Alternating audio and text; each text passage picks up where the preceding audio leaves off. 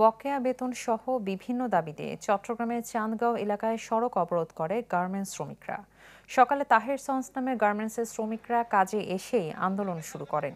তাদের অভিযোগ, 1 মাসেরও বেশি সময় ধরে বেতন দেওয়া হচ্ছে না। পাশাপাশি শ্রমিকদের না জানিয়ে মালিকপক্ষ গার্মেন্টসের মালামাল ও যন্ত্রাংশ অন্যত্র সরিয়ে নিচ্ছে। এক পর্যায়ে শ্রমিকরা সড়কে অবস্থান নিলে রাস্তায় যান চলাচল বন্ধ হয়ে যায়। পরে পুলিশ এসে সমস্যার সমাধানে আগামীকাল বৈঠকের আশ্বাস দিলে সড়ক ছেড়ে দেয় শ্রমিকরা। দাবি মানা না হলে পুনরায় আন্দোলনের হুঁশিয়ারি দেন তারা।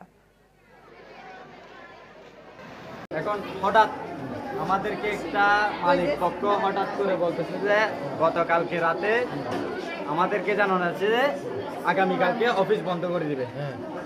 এখন এটা তো হঠাৎ করে এভাবে বলা যায় না, এভাবে নেওয়া যায় না। হঠাৎ করে এটা আমাদেরকে আগে থেকে 2 মাস আগে কিংবা 1 মাস আগে নোটিশ দেওয়া দরকার ছিল। আমাদেরকে মালিক করার সিদ্ধান্ত দেয় না, হঠাৎ গার্মেন্টস বন্ধ করে দিবে। আমাদের এখন দাবি হয়েছিল কি 3 মাস 13 দিন আমাদেরকে বেতন দিতে হবে। 3 মাস 13 দিন যদি আমাদেরকে মালিকের বেতন না দেয় তাহলে 3 মাস আমাদেরকে এখানে কি ডিউটি করাতে হবে। কতজন আমাদের দাবি এইটা, কিন্তু ওরা তো এটা মানতেছে না। ওরা বলতেছে আমরা কি এখানে ডিউটি করার জন্য, আমরা তো এখানে ডিউটি করবো না। আমাদের এখানে ছেলে সন্তান আছে, বাসার কাছে, কারণ আমাদের কি কম বেতন, আমরা 12,000 টাকা বেতন চাকরি করতেছি, কিন্তু ওরা তো এটা মানতেছে না। ওরা বলতেছে এখানে ডিউটি করতে হবে, আমরা তো এখানে ডিউটি করবো না। আমরা যদি রিজার্ভ ছাড়া যাই তাহলে আমাদের স্যালারি দেয় না, বলে যে 2 মাস আগে তোমরা রিজার্ভ দিবা, তারপরে তোমরা স্যালারি লয়ে যাবা।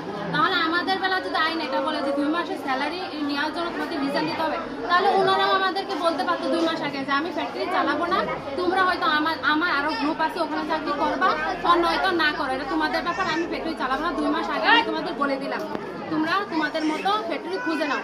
ওনারা এটা না বলে গত 3 দিন আগে আইসা বলে ফ্যাক্টরিটা চালাবো না, তোমরা আরেকখানে যাও, ওই ফ্যাক্টরিতে যাও চাকরি করো, আমরা বাস দেবো।